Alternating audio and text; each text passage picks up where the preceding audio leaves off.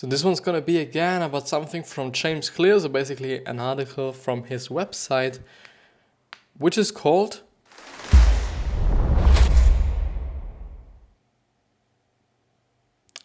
I watched an artist create stained glass and learn an important lesson about life. And with that being said, hello and welcome back to the next episode of the Self-Development with Tactics fucking podcast. My voice is a little dry, I'm very sorry. Just eating a little bit of fruits to get some water. Maybe I should have even just drank some water, but we do just, my family bought some fruits, and it's just always amazing. We just buy a lot of fruits because we all eat a lot of fucking fruits. I love it. I deeply love it because fruits are actually the only sweet things that I can eat or I want to eat. I still could eat a cake or something, but I do not want to do that. This is the case, or this is the thing. But yeah, it's amazing. I love fruits. Fruits are just really amazing, and I hate when people demonize fruits and all carbohydrates and whatsoever. I still also see, this is something that I do just have to point out. I see when I'm eating a lot of carbohydrates or carbs, then I'm not looking that lean as I could be. When I'm not consuming any carbs, I look very lean. But still, I don't want to say that you should not eat carbs because they are very important for you just feeling energized. And this is then the problem. If you do not eat any fucking carbs, you're not going to feel any energy, I assume, or you're not feeling energized, which is not that good. I think it would just piss you on enormously. But yeah, with that being said, I think I should go ahead with the article, which is titled, I watched an artist create stained glass and learn an important lesson about life, from James Clear, again in the life lessons thing. Actually, I think it's actually, it's a life lessons thing because there's also the tag life lessons. And yeah.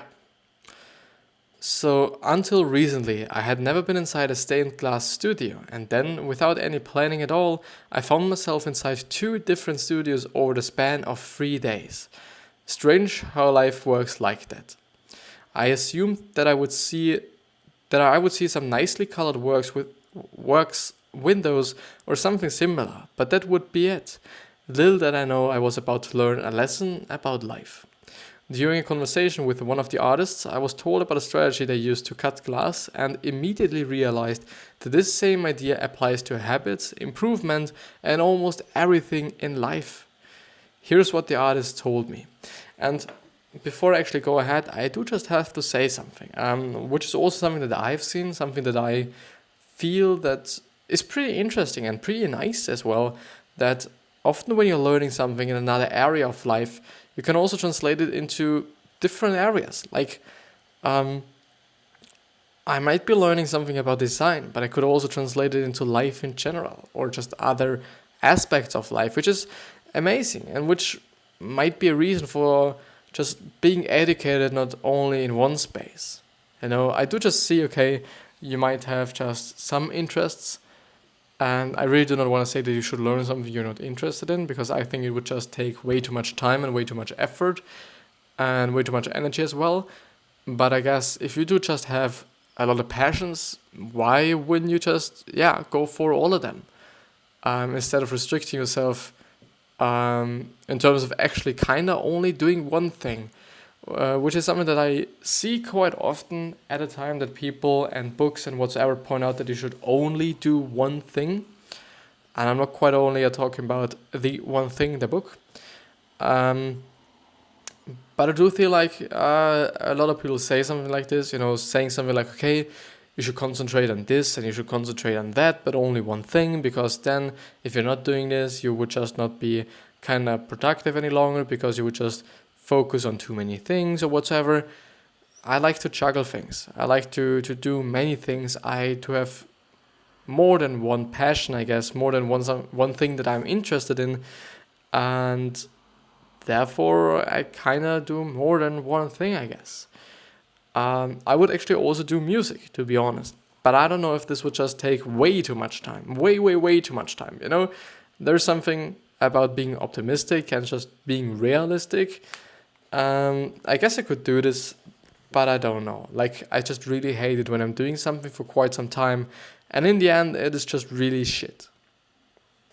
Yeah, not that great, not such a great feeling. So I don't know. I think maybe I'm gonna try it. Maybe I'm gonna see how it works out and whatsoever. But I do just really guess that a lot of people just have more than one fucking passion, and especially some passions they are really passionate about, like they really matter and they really mean something to them. And this is when I just have to say, okay, why wouldn't you do that? Why wouldn't you just go for it? Why wouldn't you try it and then see where it leads you? Maybe this is actually the thing that's gonna make you just who you are willing to be.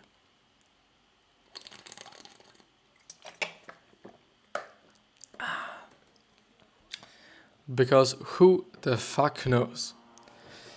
Lessons learned from stained glass. Stained glass artists create different designs by making cuts on the glass to score, which seems to be the kind of professional expression, score, like scoring a goal actually, to score it and then breaking off the pattern or shape that they want to use in the finished product. In other words, they make a notch in the glass and then break the pieces apart like you would with a Kit Kat bar. I don't know. The last time I've eaten a Kit Kat bar was actually, I guess, 2 years ago, 3 years ago, or something like this.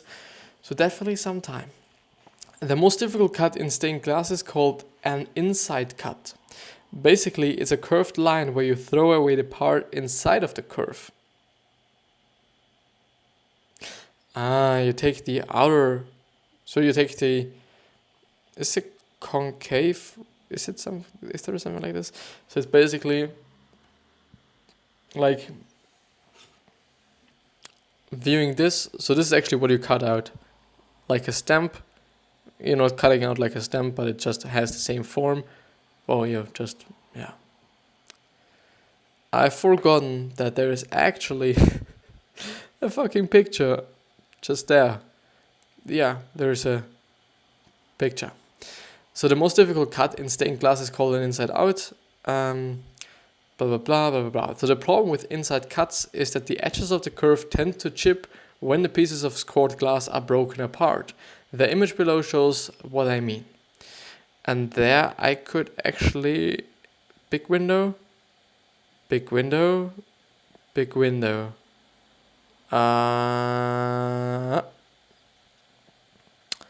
Fuck you. Close up.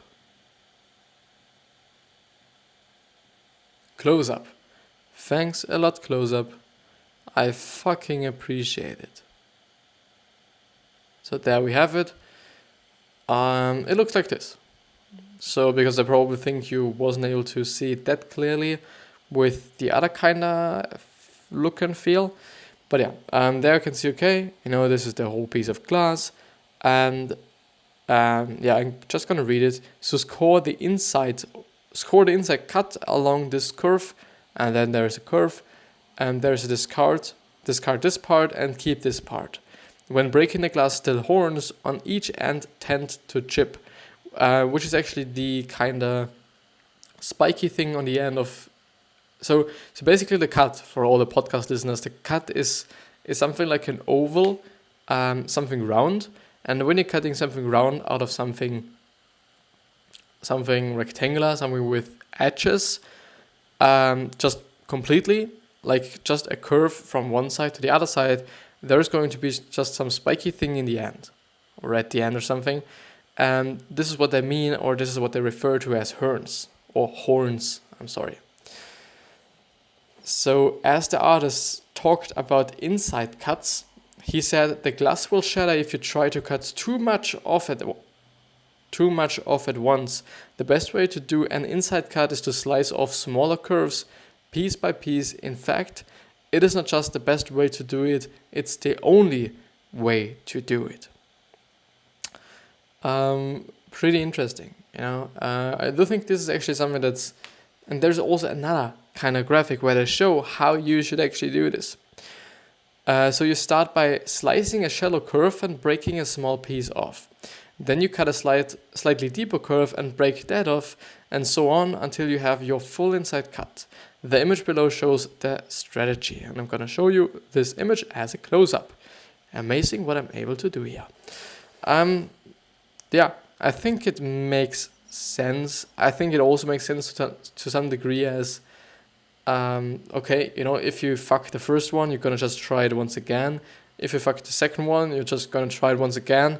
If the third one is fucked, I don't know, if there's any kind of doing one more, probably yes, just some small thing maybe, or just, drawing another curve, something like this, I don't know.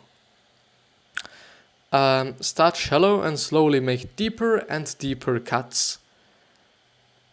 Well, never mind. You could also say, okay, deeper cuts in terms of actually going deeper into the surface or deeper into the product, but they refer to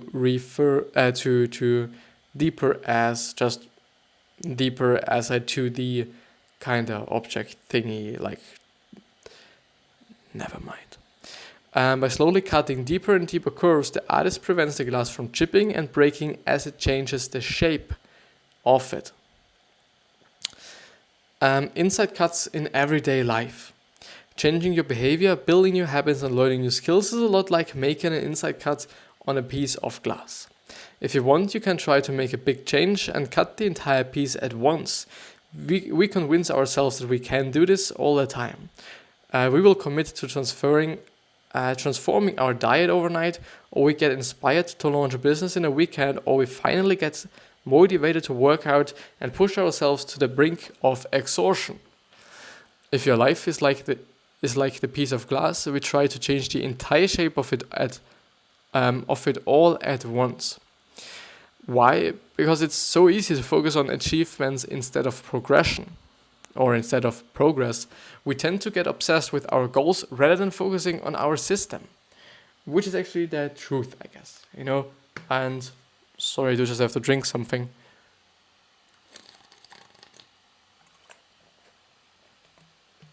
I'm just, having a look at the mountains in front of my window. I do think it makes sense, and I do think that we totally are maybe only, I don't know, I don't want to say only focusing on our system, but often focused on, well, we often focused on the goals. This is, I think, facts. And I don't know what he means in terms of the system, whether it's quite about how you do it, how you achieve the goal. Well, it must be, I guess. I think it's more than a tactic, I guess. Yeah, never mind. But yeah, the thing that a lot of people lack, and also me, I guess, to some degree, is patience. And I think this also has something to do with patience, because people who do not want to just cut all at once show patience, even though I do also have to say that this is just me. This is really just me. I always cut it out completely. As I started to just eat healthier, I cut out everything. As I started to do what I'm doing right here, I think I started with, the thing is, I started with one post, then with and then, after some time, and when I actually started also the podcast and the videos, I guess it has actually been one video, 3 posts, and 1 podcast a day, if I remember correctly. I'm not quite sure. I'm really not quite sure. But it's definitely just a few steps just further than 1 fucking post on Instagram only. On Instagram only, Then it would have been, or then it was. Is this actually what I was talking about in the last episode? I don't know, because I was talking about a conversation I had with a teacher of mine, English teacher actually, and she just pointed out something that I'm always saying wrong, as I've just recognized afterwards. And this is some wood and if construction thing. I don't know. I should have probably kind of asked once more, so that I do not forget it. I have forgotten it. Not that good. never mind. I won't judge myself. But patience, yeah, and I've actually forgotten what I was talking about or wanted to talk about. Oh my god. Whew.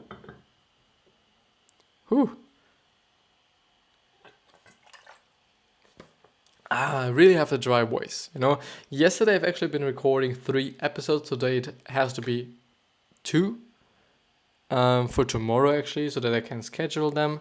So that I do not have... So I do actually have to record on... so I do just have to record on Sunday again. Something I do not particularly like, because it seems to be like me forgetting how to fucking record and how to speak English. When I'm having to do this, which is quite always when I'm doing something with somebody else, and when I do just speak a lot of German. And this then kind of fucks my English. I don't know why, but never mind. I don't know about you, but I've made this mistake tons of times myself. I'll get excited and motivated and jump into a project or chase a goal with everything I have, but pretty soon the pieces begin to break and I have to start over. Well, not in terms of me. Like, I started a podcast, I started eating healthier. It was not always like... I've totally changed up some things in the process, totally, because I've come to some pretty obvious...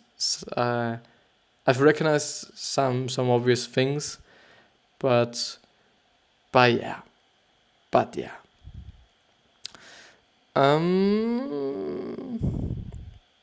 So approach change like a stained glass artist. The alternative is to approach your goals and dreams like a stained glass artist. You can choose to make slow, methodical gains. Start with a small, unimpressive cut, something you can easily handle, and do it well. Then repeat with a slightly bigger step, and again and again and again, until you get to your goal, or until you get to such a level that you can actually achieve your goal, I assume. Which makes sense, it totally makes sense that he's pointing out. I still don't know, I do believe that there are for sure certain people who are able to do it, okay, I'm gonna cut it out completely, and then they're fine. I do think this has to be the case, chances are way too high that there is not one singular person that is not thinking this way or is not acting this way, with also having some kind of success, I guess. As you pointed out, a lot of people think they can do it, but in the end they just come to the conclusion that they can't. So yeah.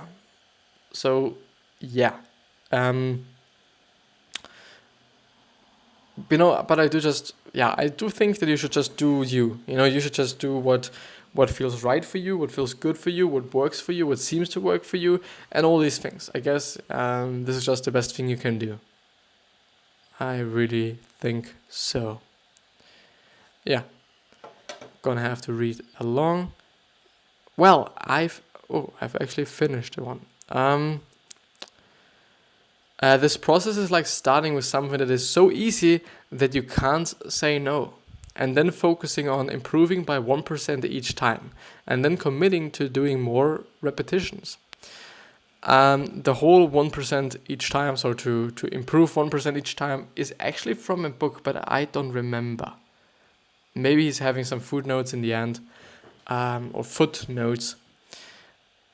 We will see. We will definitely see. But I do just have to say it makes sense what he's pointing out, and it does just make sense, this strategical kind of approach to getting to your goals, to getting on such a level that you can get to your goal. But we are all individuals, and every one of us has just a different way to do things, to learn things, to achieve things, for everything quite. And I think it's just very important that you understand what's the best way for you, that you understand what's the easiest way for you, or the most efficient way for you, or the way that you like the most, and do it this way. Because for sure, some tips from others or some techniques from others might be working or are working actually. But I don't know, you know. Happiness also plays into it. Happiness is also very, very, very important. So I think you should just figure out what's the best approach for you, instead of following something or someone that is really not like working out for you. Of course, change isn't easy. No matter how you do it, slow gains are boring. They are unsexy. Nobody writes new stories about them. But moving forward in a small and I think also slow and methodical manner doesn't mean you lack ambition, drive, or vision. The stained glass artist has a very clear vision. He knows exactly what he is working toward. You and I can do the same. If we keep making small improvements, then pretty soon we will end up with a beautiful masterpiece on our hands instead of a bunch of fragments. Well, this could actually be the case. And this again, because I do just want to create, and there is no footnote, by the way. Thanks for reading, you helped save a life, which is somehow an ad for an charity organization, which is called Against Malaria Foundation. So whenever you buy one of my books, join the Habits Academy, or otherwise contribute to my work, 5% of the profits are donated to the Against Malaria Foundation, the AMF. In fact, thanks to our advertising partners, even a simple act like reading another article helps us contribute more. With each donation, AMF distributes nets to protect children, pregnant mothers, and families from mosquitoes carrying malaria. It is one of the most cost-effective ways to extend life and fulfills my bigger mission to spread healthy habits and help others realize their full potential, which is amazing. And there have already been 4,685 nets distributed, 8,433 people protected, 87 years of additional life, and 2 lives saved, which is totally something, which is quite a lot. I do have to say, I've also donated to them without just, being like, okay, I'm so good, I'm donating, whatever. Really not. I'm doing it because I find it right, because this is what I think, and you do you. But I think it was $5, which is actually 4.6 euros, which is a ton for me. It's like eating 3 days for me. It really is. When I'm in school, I'm always nowadays. Before that, I've been trying to actually be beneath $3 per meal or $3 per lunch, but I now try to be beneath $2, which is a challenge to some degree, but it is okay. You can't expect some sushi, you can't expect fish. Well, you can expect fish, but you can't expect just really something exclusive, something that's rare, something that's luxurious or something. You can't expect something like this. It's just some really simple but filling meal, I guess. Most of the time I'm buying myself some lentils or lentils. I think it's lentils. These small kind of things out of a can.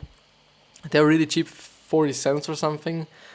For sure, there's also an alternative which is actually, I guess, a bit. I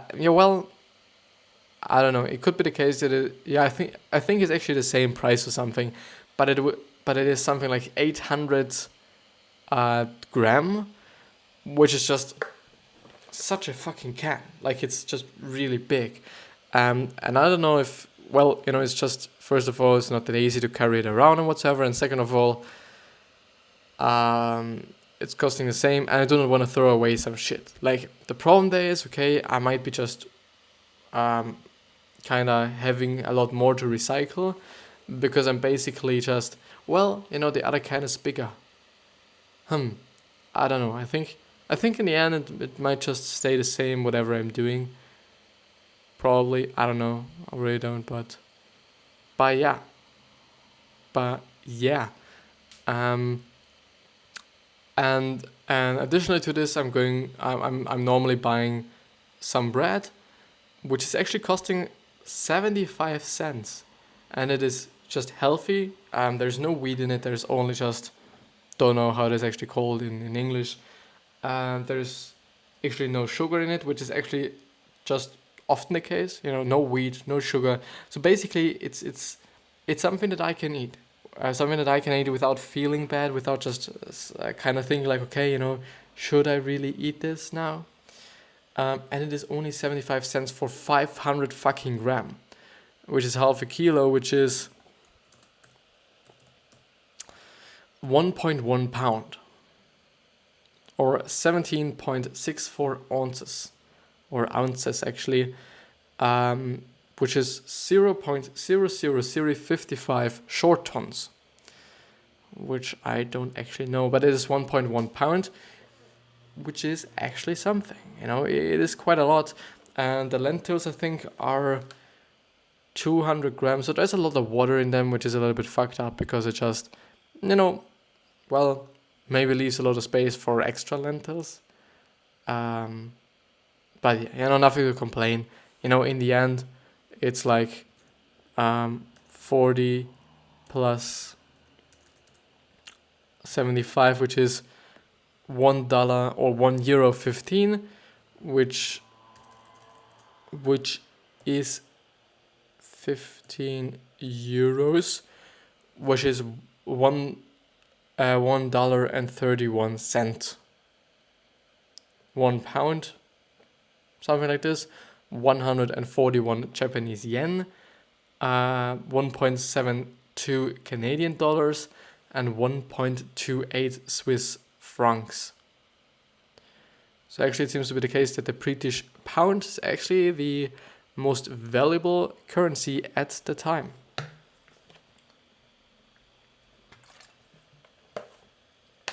But yeah, I by the way think this is it. I'm very sorry, my voice is really fucking dry. Well, actually it's not my voice, but it's sounding dry, maybe. I'm sorry for it, but I of course hope that you've learned something out of this. I think it's actually been a great one. I think a really great one. I really like all of his kind of articles. I'm just waiting for a day where I just kind of find an article that is not good or I do not enjoy. But yeah, I wish you the best health, wealth, happiness, and success. And I also hope you're going to remind yourself on how you're gonna be remembered. So basically, your legacy. Because you have it in your hands and you basically decide whether you're going to be remembered as a good person or as a bad person. Even though we can't serve everyone, neither with our products or ourselves. Thank you for watching. Thank you for listening. And I'll see you the next time.